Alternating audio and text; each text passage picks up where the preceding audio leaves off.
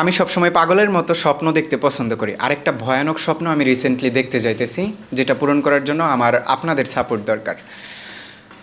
প্রথমে যে স্বপ্নটা আমি দেখছি এটা হলো যে সাউথ কোরিয়ার একটা ইউনিভার্সিটিতে করোনার সময় আমার অ্যাডমিশন হয়ে যায়। আমি ভাবি যেহেতু আমি সাউথ কোরিয়াতে চলে যাব, পড়াশোনা শেষ করে আমি মাস্টার্সের জন্য হয়তো বা কানাডা যাব, এরপর কি করব।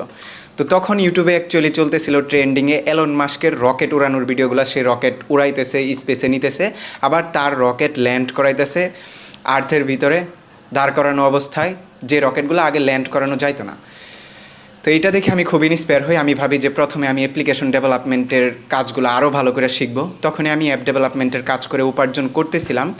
তো যদি আমি একটা অ্যাপস, আমি যখন কানাডায় পড়াশোনা শেষ করব, মাস্টার্স কমপ্লিট করার পরে বানাই, অ্যাপসটা বানানোর পরে কিন্তু ওই অ্যাপসটা ভাইরাল হওয়ার সম্ভাবনা আছে, বা ওইটা থেকে কয়েক মিলিয়ন ডলার উপার্জন করার সম্ভাবনা আছে। তো এরপর মিলিয়ন ডলার যেগুলো হবে, এগুলো নিয়ে আমি নিজেও একটা স্পেস এক্সের মতো ছোটোখাটো রকেট কোম্পানি খুলে ফেলবো। তো আমার স্বপ্নের গোড়ায় প্রবলেম আসছিল। আমি যখন সাউথ কোরিয়ার এম্বাসিতে ভিসার জন্য দাঁড়াই, তখন আমার ভিসা রিজেকশন আসে। ওকে, তো ওইখানেই সব শেষ। 1-1.5 বছর মন খারাপ থাকে। এরপরে অবশ্য আমি ফাইবার মার্কেট প্লেসে অ্যাজ অ্যান অ্যাপ্লিকেশন ডেভেলপার কাজ করা শুরু করি। ওইখানে অ্যাকচুয়ালি 300-এর উপরে আমি অ্যাপ্লিকেশন বানাই দিছি আমার ক্লায়েন্টদের।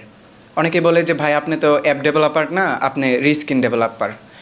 Actually app source code copy করে একটা অ্যাপ যখন ক্লায়েন্টকে বানায় দেয়, ক্লায়েন্ট কিন্তু তখন কোনো কিছু বলে না।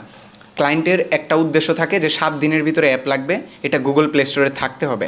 তার হয়তো বা কোনো একটা প্রোডাক্ট সেল দিতে হবে, অথবা তার হয়তো বা একটা অ্যাপ লাগবে যেটা দিয়ে অ্যাকচুয়ালি গেম খেলতে পারবে মানুষ, এরকম। ক্লায়েন্টের এই ডিমান্ড থাকে না যে আপনি 7 মাস পরিশ্রম করে স্ক্র্যাচ থেকে একটা অ্যাপ্লিকেশন বানান, একদম গোড়া থেকে কোডিং করে। ক্লায়েন্টের ডিমান্ড থাকে তুমি 7 দিনের ভিতরে যে অ্যাপ পারো আমার বানায় দাও। তো মূলত আমি এটাই করতেছিলাম, অ্যাপ্লিকেশনগুলো রিস্কিন করতেছিলাম। একটা অ্যাপ্লিকেশন বানায় দিলে 7 দিনের ভিতরেই হয়তো বা 1-1.5 লাখ টাকা উপার্জন করা সম্ভব হইতেছিল।